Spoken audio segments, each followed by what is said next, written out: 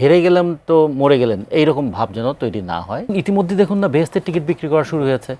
কালকে একটা বাচ্চা ছেলে, ইউনিভার্সিটির ছেলে, সে বলল এইটার সমালোচনা যারা করে তারা জাহান্নামী হবে। আচ্ছা, কে জাহান্নামী হবে, কে জান্নাতি হবে, সেটা কি এখন আমাদের বিশ্ববিদ্যালয় পর্যায়ের ছেলেমেয়েরাও এগুলো বলতে শুরু করলো?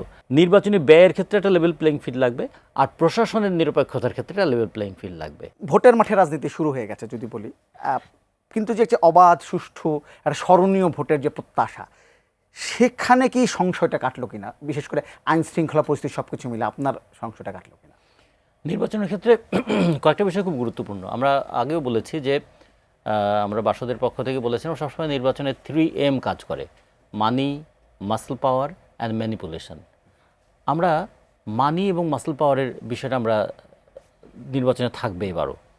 ম্যানিপুলেশনের জায়গায় হয়তো একটু ব্যত্যয় ঘটতে পারে, যেহেতু যারা ক্ষমতায় আছে তারা যদি চায় যে তারা নির্বাচনটাকে ম্যানিপুলেট করবে না।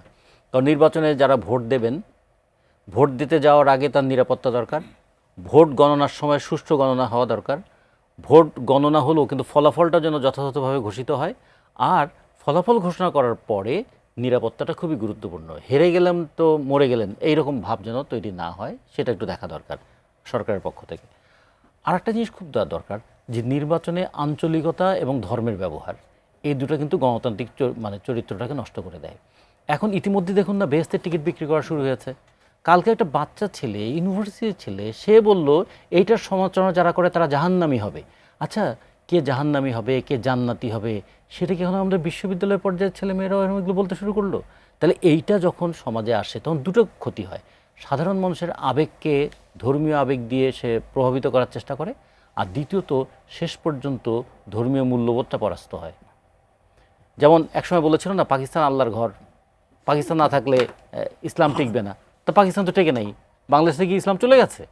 কিন্তু সেই দিন তো এই কথা অনেক মানুষ উদ্বুদ্ধ হয়েছিল এবং অনেক মানুষ তো ভুল পথে পরিচালিত হয়েছিল। তার দায় কি তারা নেবেন? এই জন্য আমরা বলছিলাম রাজনীতিতে ধর্মের ব্যবহারটা বন্ধ করা দরকার।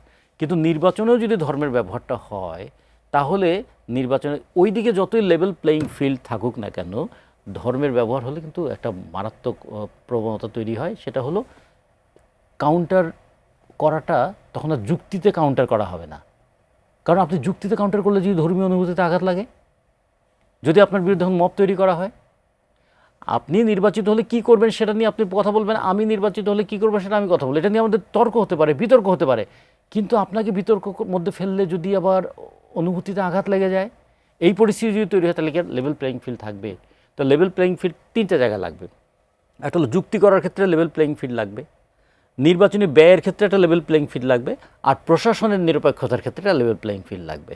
আমরা প্রশাসনের নিরপেক্ষতাটা হয়তো বা আমরা প্রত্যাশা করতে পারি যে এই সরকার যেহেতু তার নিজস্ব দল নাই, সেই কারণে হয়তো প্রশাসনিক নিরপেক্ষতা থাকতে পারে। কিন্তু বাকি দুই জায়গায় এটা আমাদের অবজার্ভ করতে হবে, এবং আমরা হয়তো দেখব যে আগামী নির্বাচনে এগুলো একটা বড় ইস্যু হয়ে উঠতে পারে। ফলে একটা সুষ্ঠু, অবাধ, গ্রহণযোগ্য নির্বাচনের পাশাপাশি একটা গণতান্ত্রিক সংস্কৃতি ছাড়া শুধু নির্বাচনের মধ্যে দিয়ে কিন্তু গণতন্ত্র আসবে না।